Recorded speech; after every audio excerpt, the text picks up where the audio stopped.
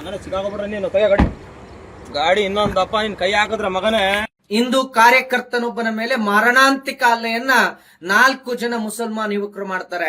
ಒಂದು ಗಾಡಿಯಲ್ಲಿ 10ಕ್ಕೂ ಹೆಚ್ಚು ಗಂಡು ಕರುಗಳನ್ನ ಕಸಾಯಿಖಾನೆಗೆ ತುಂಬಿಕೊಂಡು ಹೋಗ್ತಿದ್ದಂತ ಒಂದು ಗಾಡಿಯನ್ನ ಪೊಲೀಸ್ನವ್ರಿಗೆ 112ಗೆ ಫೋನ್ ಮಾಡ್ತಾರೆ. 112 ಫೋನ್ ಮಾಡಿದಾಗ ಗಾಡಿಯನ್ನ ನಿಲ್ಲಿಸ್ಲಿಕ್ಕೆ ಹೇಳ್ತಾರೆ. ನಿಲ್ಸಿ ನಾವು ಬರ್ತೀವಿ ಅಂತ ಇವ್ರು ಗಾಡಿಯನ್ನ ನಿಲ್ಲಿಸಿದಾಗ ಆತ ಯಾರಿಗೋ ಫೋನ್ ಮಾಡ್ತಾನೆ.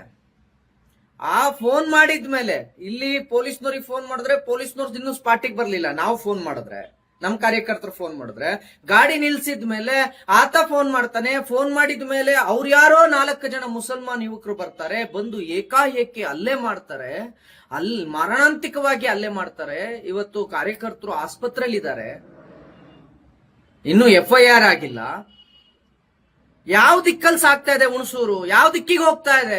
ಕರ್ನಾಟಕದ ಎಲ್ಲ ಭಾಗಗಳಲ್ಲೂ ಕೂಡ ಇದೇ ರೀತಿ ಆಗ್ತಾ ಇದೆಯಲ್ಲ. ಸಿಕ್ಕಲ್ಲಿ ಇವರು ಹಿಂದೂಗಳ ಮೇಲೆ ಹಲ್ಲೆ ಮಾಡುವಂಥದ್ದು, ದೌರ್ಜನ್ಯ ಮಾಡುವಂಥದ್ದು ನಿರಂತರವಾಗಿ ನಡೀತಾ ಇದ್ರು. ಪೊಲೀಸ್ ಇಲಾಖೆ ಏನ್ ಮಾಡ್ತಾ ಇದೆ? ನೀವು ಆ ವಿಡಿಯೋನ ನೋಡಿ ಸ್ನೇಹಿತರೆ, ಆ ವಿಡಿಯೋ ನೋಡ್ಕೊಂಡು ಬನ್ನಿ ಹೇಗಿದೆ ಅದು ಅಂತ. ಹೇಳ್ತಾನೆ, ನೀನ್ ಇನ್ನೊಂದ್ಸಲ ಗಾಡಿ ಮುಟ್ಟಿದ್ರೆ ಅಂತಾನೆ.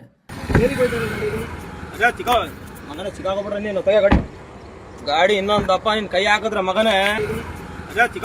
ಮಗನೇ ಸಿಕ್ಕಾಕೊಬಿಟ್ರೆ ನೀನು ಕೈ ಗಾಡಿ ಇನ್ನೊಂದಪ್ಪ ನಿನ್ ಕೈ ಹಾಕಿದ್ರ ಮಗನೇ. ಏನು ಗಾಡಿ ತಡೆದ್ರೆ ಏನ್ ಮಾಡ್ತೀಯ? ತಗೊಂಡು ಹೋಗ್ತಾ ಇರೋದು ಕಾನೂನು ಬಾಹಿರವಾಗಿ. 10 ಗಂಡು ಕರುಗಳನ್ನ ಯಾವ್ದೋ ಒಂದು ಗಾಡಿಯಲ್ಲಿ ತುಂಬಿಕೊಂಡು ಹೋಗ್ಲಿಕ್ಕೆ ಪರ್ಮಿಷನ್ ಇದೆಯಾ? ಡಾಕ್ಟರ್ ಸರ್ಟಿಫಿಕೇಟ್ ಇದೆಯಾ? ಕಾನೂನು ಸಂವಿಧಾನವನ್ನ ಮೀರಿ ಕಸಾಯಿಖಾನೆಗೆ ತುಂಬಿಕೊಂಡು ಹೋಗೋದಲ್ದೆ ಅದನ್ನ ಪ್ರಶ್ನೆ ಮಾಡೋಕ್ ಹೋದವ್ರ ಮೇಲೆ ಮಾರಣಾಂತಿಕ ಹಲ್ಲೆ ಮಾಡ್ತಾರೆ ಅನ್ನೋದಾದ್ರೆ, ಇವಾಗ ಆ ಕಾರ್ಯಕರ್ತನ ಪರಿಸ್ಥಿತಿ ಆಸ್ಪತ್ರೆಯಲ್ಲಿ ಇದ್ದಾರೆ. ನಾನು ನೇರವಾಗಿ ಮೈಸೂರು SP ಅವರಿಗೆ ಕೇಳ್ತಾ ಇದ್ದೇನೆ, ದಯವಿಟ್ಟು ಪ್ರತಿಯೊಬ್ರು ಮೈಸೂರು SP ಅವರಿಗೆ ತಲುಪುವವರೆಗೂ ಈ ವಿಡಿಯೋನ ಶೇರ್ ಮಾಡಿ. ಪ್ರತಿಯೊಬ್ರು ಕೂಡ ಕನಿಷ್ಠ ನೀವು ಹಿಂದೂಗಳು ಇದನ್ನ ಶೇರ್ ಮಾಡೋದು ಕೂಡ ಹಿಂದೂ ಮುಂದೆ ನೋಡ್ಕೊಂಡು ಇದು ನನ್ಗಲ್ಲ, ಇದು ನನಗೆ ಸಂಬಂಧ ಇಲ್ಲ ಅನ್ನೋ ರೀತಿ ಇದ್ರೆ ನಿಜಕ್ಕೂ ಮುಂದೆ ನಿಮ್ಮ ರಕ್ಷಣೆಗೆ ನಿಮ್ಮ ಮನೆಗೆ ಸಮಸ್ಯೆ ಬಂದಾಗ ಬರೋದಕ್ಕೆ ಯಾರು ಇರೋದಿಲ್ಲ. ಬರೋದು ಎರಡನೇ ಪ್ರಶ್ನೆ, ನಿಮ್ ಪರವಾಗಿ ನಿಂತ್ಕೊಂಡು ಧ್ವನಿ ಎತ್ತೋದಕ್ಕೆ ಯಾರು ಇರೋದಿಲ್ರಿ.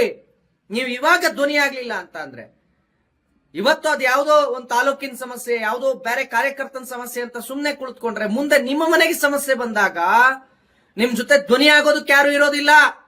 ಇವತ್ತು ನೀವು ಹೋರಾಟ ಮಾಡೋದಕ್ಕೆ, ಪ್ರತಿಭಟಿಸೋದಕ್ಕೆ ಹಿಂದೆ ಮುಂದೆ ನೋಡಿದ್ರೆ ನಾಳೆ ನಿಮ್ಮ ಮನೆಗೆ ಸಮಸ್ಯೆ ಆದಾಗ, ನಿಮ್ಮ ಮನೆ ಮಕ್ಕಳ ಮೇಲೆ ಹಲ್ಲೆ ಆದಾಗ, ನಿಮಗೆ ತೊಂದರೆ ಆದಾಗ ಪ್ರತಿಭಟಿಸೋದಕ್ಕೆ, ಧ್ವನಿ ಆಗ್ಲಿಕ್ಕೆ ಯಾರು ಇರೋದಿಲ್ಲ.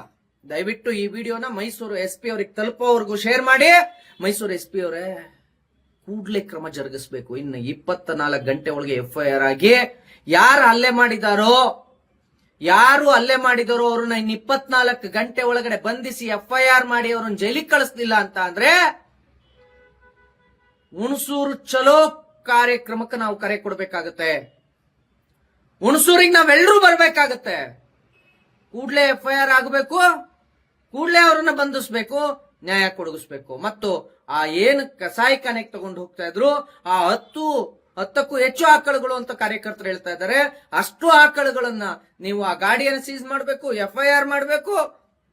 ಇದು ಯಾವುದು ಮಾಡದೆ ರಾಜಿ ಸಂಧಾನ ಅಂತ ನೀವೇನಾದ್ರು ಮಾಡ್ತೀವಿ ಎಂದಿದ್ದೆ ಆದ್ರೆ ನಾವು ಎಲ್ಲಾ ಕಾರ್ಯಕರ್ತರು ಕೂಡ, ನಾವು ರಾಜ್ಯದ ಎಲ್ಲಾ ಕಾರ್ಯಕರ್ತರು ಹುಣಸೂರು ಚಲೋ ಅನ್ನೋ ಕಾರ್ಯಕ್ರಮಕ್ಕೆ ಕರೆ ಕೊಡ್ಬೇಕಾಗತ್ತೆ.